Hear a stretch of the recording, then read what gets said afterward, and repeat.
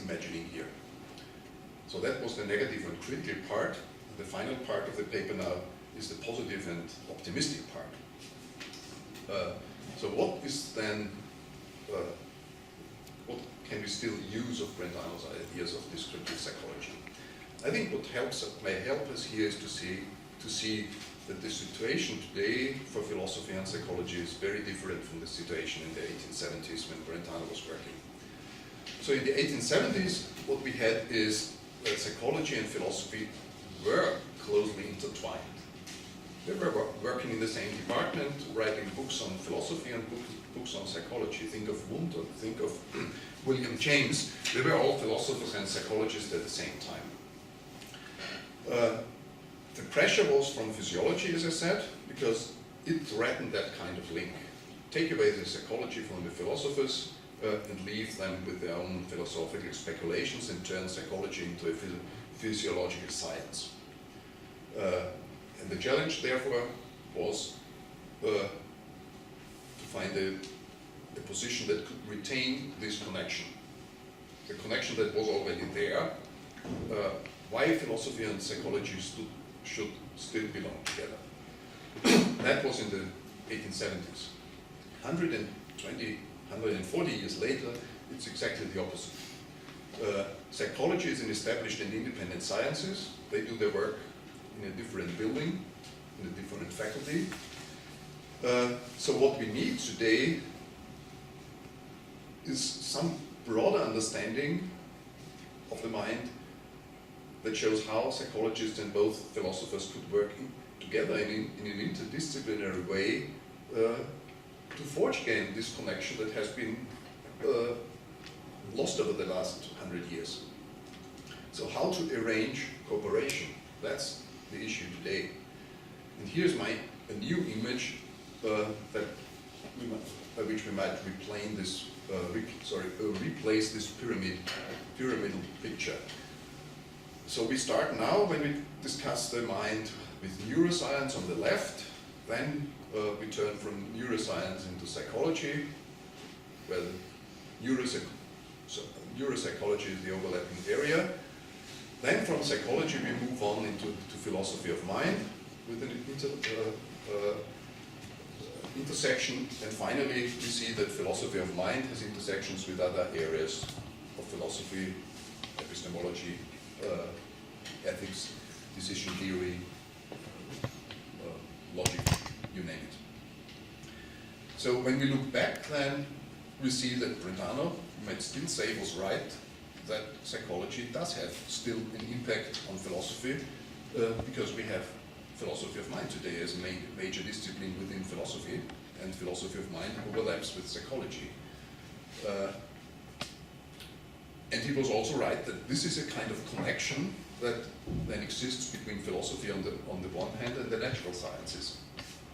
But Brentano was wrong. I think that what we need in order to make this connection and fill the gap between those disciplines, a foundational discipline, so we don't need the pyramid. He was also wrong, I think, that no branch of psychology is restricted, that there's a branch of psychology that would be restricted to studying only phenomena in inner consciousness. And most of all, I think he was wrong to think that psychology can rely on theory-free evidence that is provided by inner experience. There is no such theory-free evidence. So that's how we see, how we assess these issues when in looking back. And when we then look ahead into the future of philosophy of mind, I would say that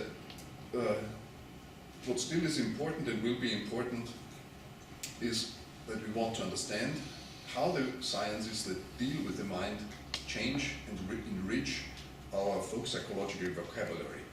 So philosophers of mind today are used to talk about subpersonal processes, they talk about pre-reflective mental states, about animal beliefs, they talk about teleological reasoning, and they thereby add a lot of technical vocabulary from cognitive science and neuroscience to the folk psychological vocabulary. We need to understand how that vocabulary can still fit together and how that can be consistently used to get to a broader understanding of the mind. Therefore, we need philosophy of mind, and we also need the idea of intentionality that Brentano introduced long ago, because we needed that idea to understand how the notion of representation that's all around the place now can help us to understand the different forms of consciousness. So think of the distinction between access consciousness or phenomenal consciousness, or reflective and pre-reflective forms of consciousness. You can't make sense of that distinctions without having in your background the idea of intentionality. But there was a big dream that we had to give up, or I think a dream that we have to admit that this dream is over. That the dream was that by making psychology this exact discipline, we could solve in this way even the most speculative questions that are raised by the so-called speculative psychology. That was the third branch of psychology that Lotze mentioned. And for Brentano and Lotze, that included, for instance, also questions of immortality. So the final book of the Brentano psychology should be the proof of the immortality of the soul, and he thought that he would be able to produce such a proof based on the insights of descriptive psychology. That I call the dream. When we turn to reality, we see that what the sciences teach us, philosophers, is what they call the attitude of modesty. Speculative questions like the question of the immortality of the soul are simply outside the domain of science. So if we think that psychology has an impact on philosophy, or that philosophy should be on the side of psychology, it will simply have to respect these limits. So that's the conclusion and modesty matters. Why the background? Oh, it's beautiful. Thank you.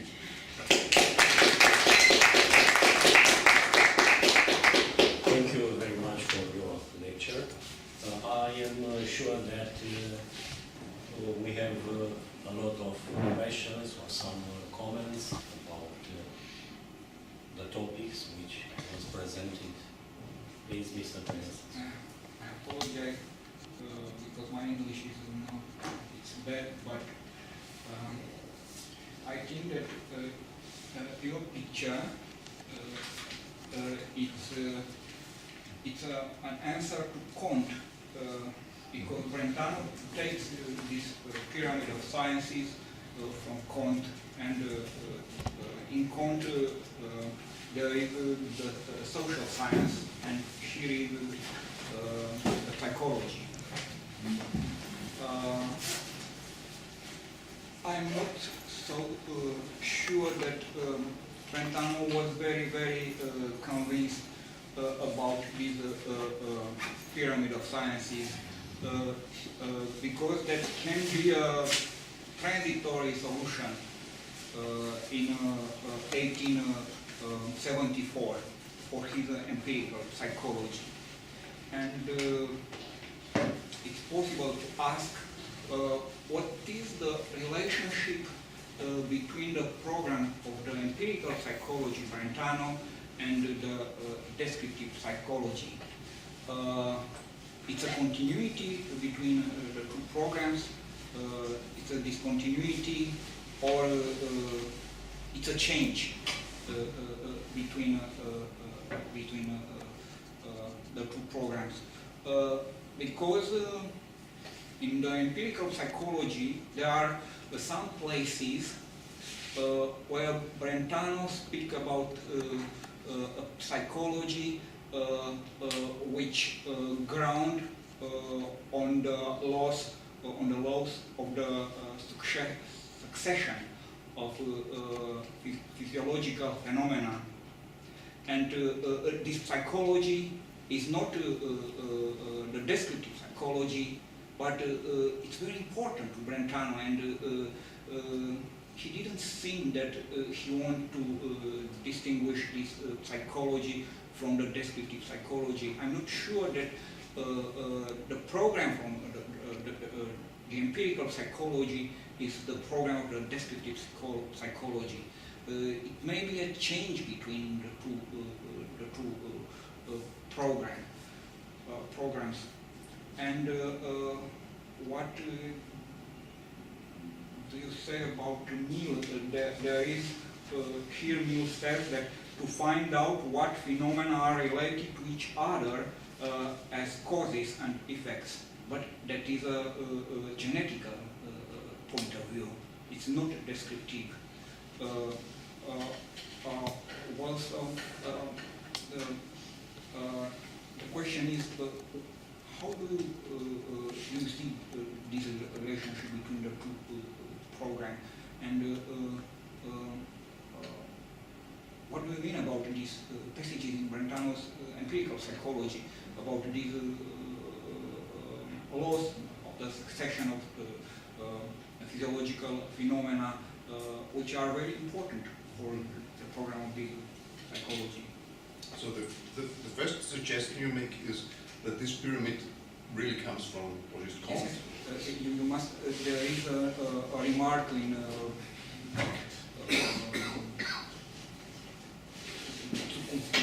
the philosophy, a brief from Brentano to Krauss, and he said expressly that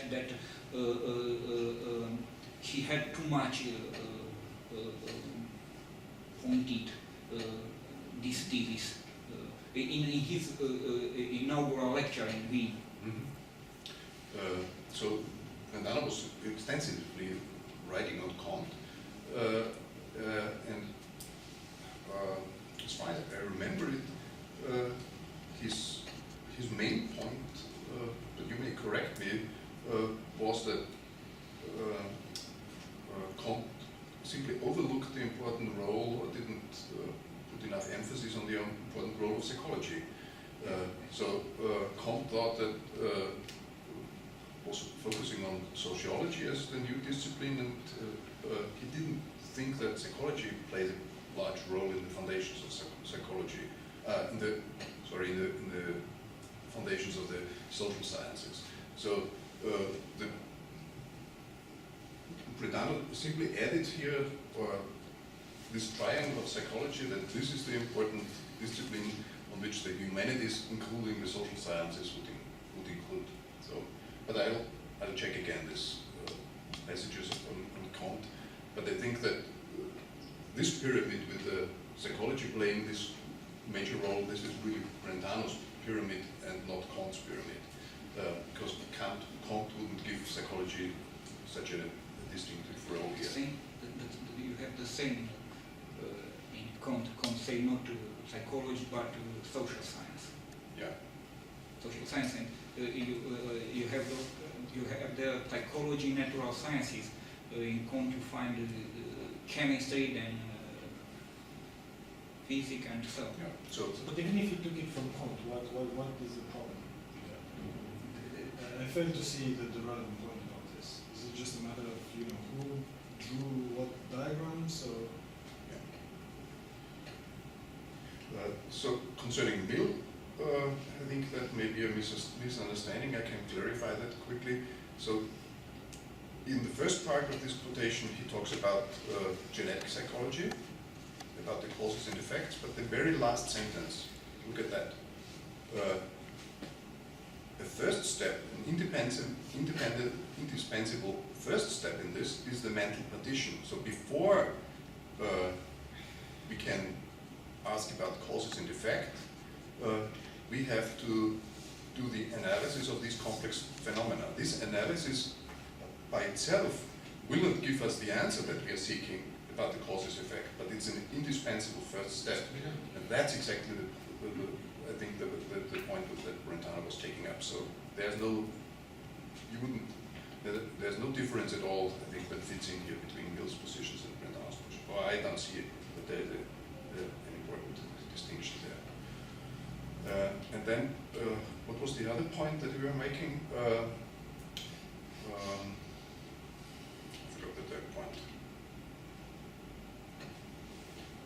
The relation between The program. The main point about empirical psychology. Well, here's as I see it, and I simplify it. When Brentano was writing the psychology as he was 36 years old, a young, rising, upcoming scholar. His idea was that he could contribute to both equally.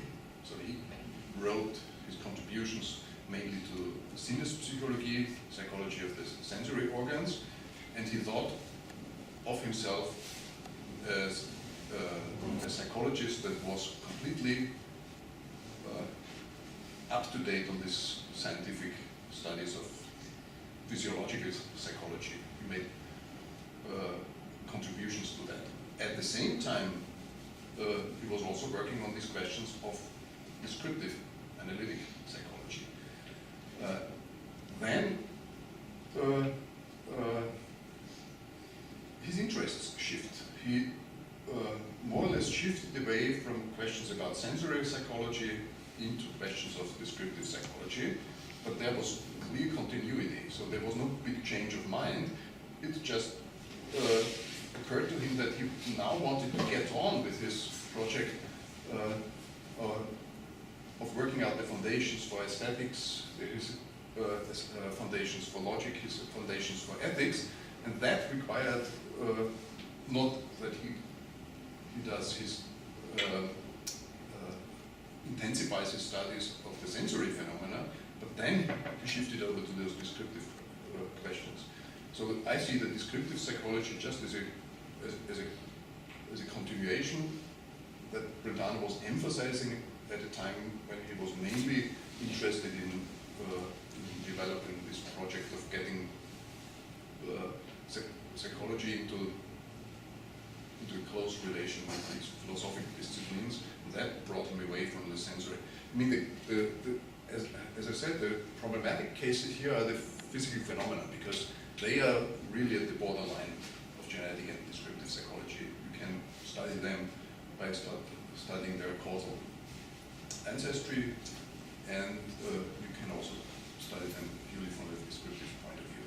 They are the problematic case here. But I don't see any big change of mind in Brentano here. There is no descriptive sensory psychology in Brentano. There is no? Descriptive sensory psychology in Brentano. I think there is. There is. I think there is, yeah. Okay. But that may be controversial. Another question. So I have a couple of questions. A couple. Brief questions. I'm puzzled by the method of Brentano called, what was it, a priori induction? Yeah. The one that's supposed to give you necessary truth, right? So he seems to have thought about this method of, one that gives you what you need to be able to do descriptive psychology as a science, right? It gives you the axioms as a science, right? So these axioms are necessary truths, and I was wondering, well, what kind of necessity is involved here? Because then the question is relevant because it helps. It would help me, if you give an answer, it would help me to see the contrast between descriptive psychology and anatomy, for example, right? Where you don't have such truth, right? So I'm wondering if it's logical necessity that characterizes those truths that are the axioms of descriptive psychology, then that cannot help you make the difference, because of course there's no logical necessity in whatever truths you have in anatomy, right? So there seems to be an equivocation here between two types of necessity, maybe. Yeah. I think it couldn't be logical necessity, because logical necessity has to be founded on psychological insights, on psychological necessity. I don't have a ready answer to that. It must be some kind of conceptual necessity, I think, whatever that is. So when you compare it again with anatomy, what you could find out, for instance, a necessity is that the heart is an organ that circulates the blood. The heart is the organ that has the function to circulate the blood. So no discovery of physiology could show us, well, we have now discovered a heart that has a completely different function. It serves the digestion, for instance. We wouldn't call that a heart. So that would be the kind of conceptual truth that you can find about bodily parts, if that is a conceptual insight. But you don't need to do a lot of analysis here to arrive at that truth. So the difference to descriptive psychology is that these experiences that we have are somehow so blurred that we first need to get our vocabulary, set up our vocabulary in such a way that then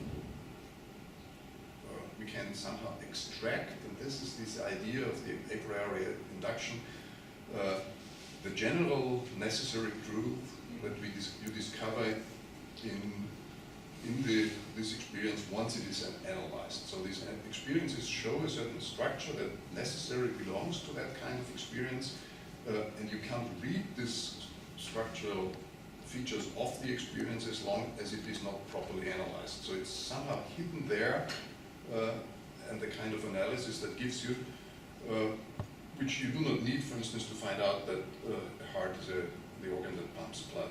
You only need to understand the concept. No further analysis is needed. So that's the kind of difference. That this analytic process of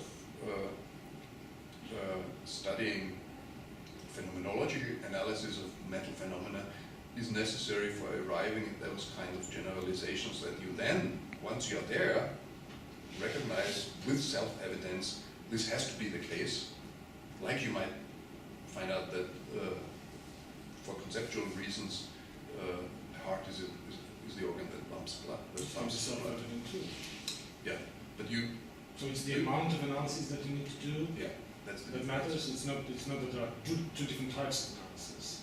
So it's this. It would be the same kind of necessity, conceptual necessity, but in the case of hearts and the function of hearts, it's so easily accessible. You just need to understand what the heart is, and you understand that that's the organ that does this kind of job in your body, that defines it as a heart.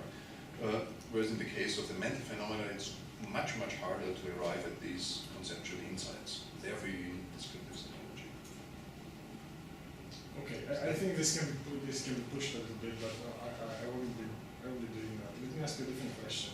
Okay. Regarding your negative assessment of the Brentano program. So you said, well, this is a grand illusion because a philosophical problem cannot be solved mathematically. Well, I'm not sure about that. If you think about the way Hilbert thought about logical consistency, right? He thought, well, yes, you need to solve that philosophical problem mathematically. You need a mathematical proof of consistency, right? But that's an aside point. What I wanted to ask is this: I think you give Brentano too much when you say, look, descriptive psychology, self-evidence of inner states, right, of inner experience, are sufficient for they are sufficient for the acquisition of knowledge, but they can be sufficient for justification. That was your point, right? I think, as I said, I think you're too generous, because I mean, think about how Husserl, criticized Brentano. He didn't give him as much as you do, right? He said, well, no, the evidence, self-evidence of inner experience cannot be sufficient for the acquisition of knowledge either. Why? Because this self-evidence, as you, Brentano, understand it as a kind of feeling, right, is not a good criterion for truth. And if it's not a good criterion for truth, then it cannot be sufficient to give you knowledge either. Right? Remember, Husserl said, well, you, Brentano, think that self-evidence is a feeling, No, like a fuel. no, Brentano. Right? No. But that's what Husserl took him to. No, Husserl said that there is no evidence. There is a letter from Brentano to Husserl. I said to you what Husserl said in logical investigation, and Husserl said there is no evidence for the permanent action of inner environment, of inner perception. There is no Well, evidence, phenomenology. In that book, Husserl didn't mention Brentano by name, as we were told, right? But in He mentioned Brentano, but not in the first volume, in the second volume. In the fifth, no, in Prolegoma, not in Prolegoma, but in the fifth logical investigation. Okay. But, Well, but then I might be wrong about Husserl, right? But I think that, well, you can point out, you know, whatever Husserl might have thought about it, you can do if this. Husserl says to Brentano that the inner perception is eingeführt, then it's very better for Husserl, because for Brentano the inner perception was never a feeling. So there's some mixed you see about Husserl. No, the important point that you raised, and that I didn't say anything about this, but I should have said something on this, is Brentano's conception of truth, his epistemic conception of truth, that truth is the property of judgments that we make with self-evidence. Yeah. So the correct judgments, they are the true judgments, and what makes the judgment correct is ultimately that it can be made with the will be made by persons who do this with self-evidence. Yeah. So what is self-evidence for Brentano? Yeah, so, but it doesn't, of course, also occur in this supplementary remark that I mentioned here, and what I wanted to give Brentano is that there is a kind of obviousness in saying that knowledge depends on judgment or belief, and these are mental terms. So in order to explain to you what is the psychological state that you have to be in when you accept something as true or false, you do some kind of descriptive psychological analysis, or you turn to a philosophy of mind and say, tell me, what do you think is, what kind of state is a belief that you need in order, if you want to know something with a propositional content. So this is the simple claim that I think is really incontestable. And then you're right, Brentano would make two problematic extra claims here, and that's that once we have a proper psychological analysis of self-evidence, we do not only get an explanation where the justification comes from, but we also can build a theory of truth on that basis. And this was, I think, what we wanted to point out that Husserl found objectionable, that unless you do not add meaning structures that are transcendental or beyond the subjective domain as something that is given independently of consciousness, you will not get a conception of objective truth. So therefore then Husserl invented this, his own methodology of the meaning structures that are independent of consciousness.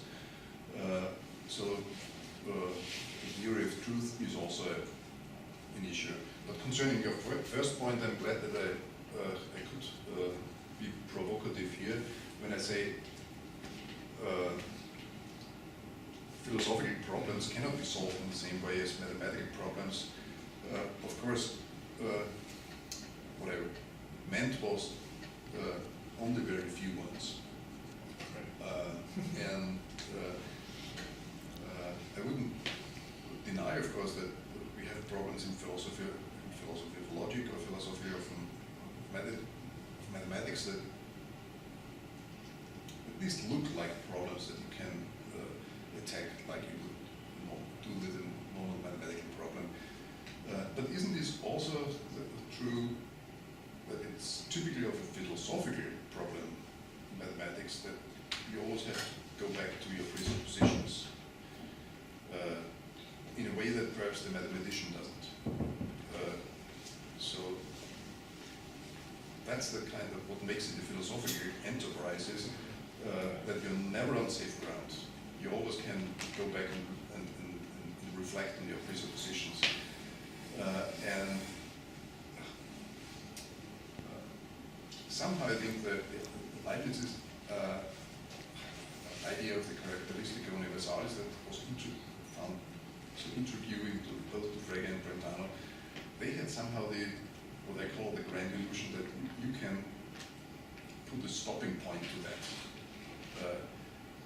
Even when we do philosophy, we can start with first axioms, principles, where no further questioning is possible anymore.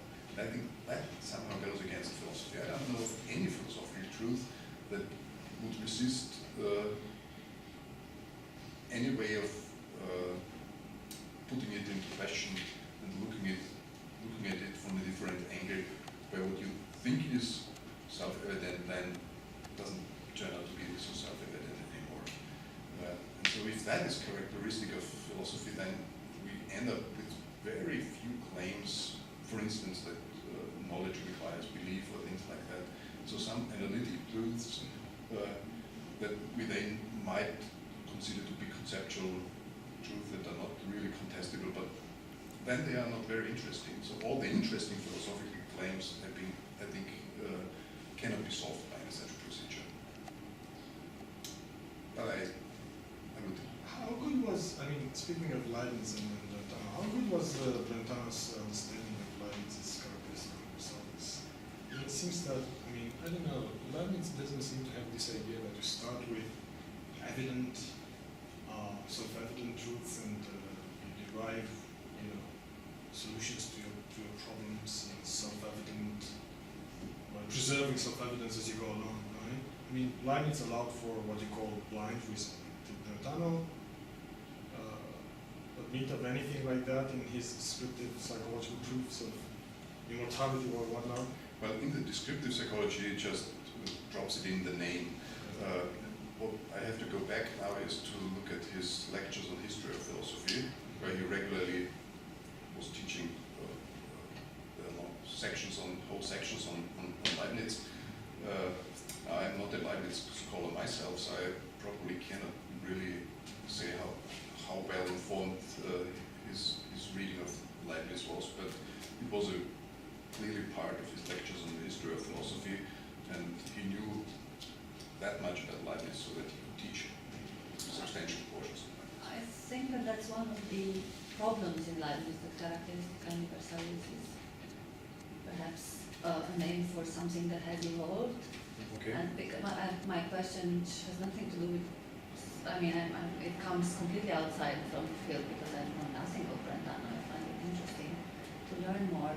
Is whether all this is not somehow connected with what initially was also Leibniz's program, with the arts of thinking of the 17th century. I'm thinking of Hooke's philosophical algebra, for example, which is very much, at least in I can find interesting similarities with what you said, but they are the ultimate contents of your and subjects of your self-evident or whatever are contents of your memory. And in your memory you have this kind of items of your experience that are somehow stored there. Who has a long text on how memory is storing items, almost like a computer state. And then you have this philosophical algebra that is calculating and produces judgments. And this is something that Leibniz had as a life program in his youth when he was thinking in terms of producing a calculating machine and things like this. So there's a bit of this direction of establishing an art of thinking where what you do have it's some sort of inner method of producing judgments out of units of thought that are self-evident.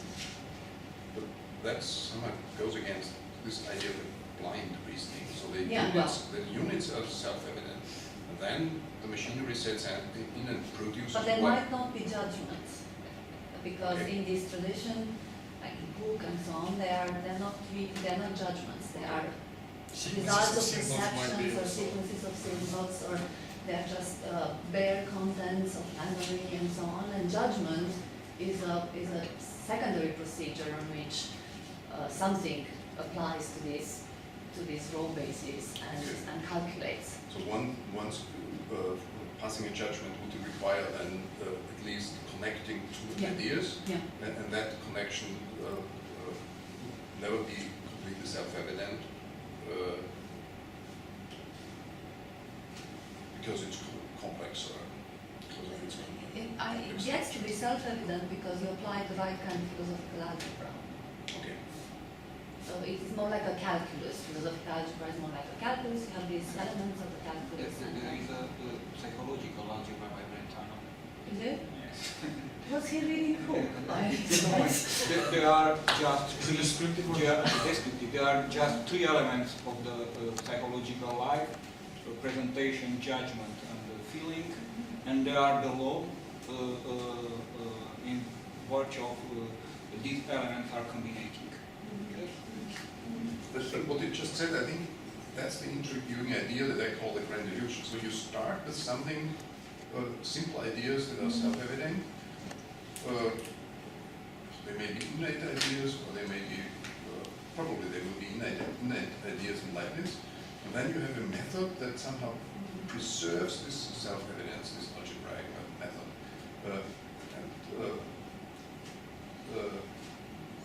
That's how I understand Frege's pronouncement when he says, you want to have a proof procedure where nothing can go wrong. Each small step has to be made so precise that there's no space left where error could creep in. And then you could have that preservation, but that you can preserve this evidence, you have to start with something that in itself is already. So that's not how we think now of logical inference, because we think just that logical inference is a valid form of deduction that can also start with premises that are for grabs, that we have no clear judgment about. But when you do characteristic universalis, that's how I understand the idea. You have to start with something that you take for it to be certain, and then you preserve this certainty somehow with the algebraic process. At least that was I was reading in it. But you said that the idea evolved.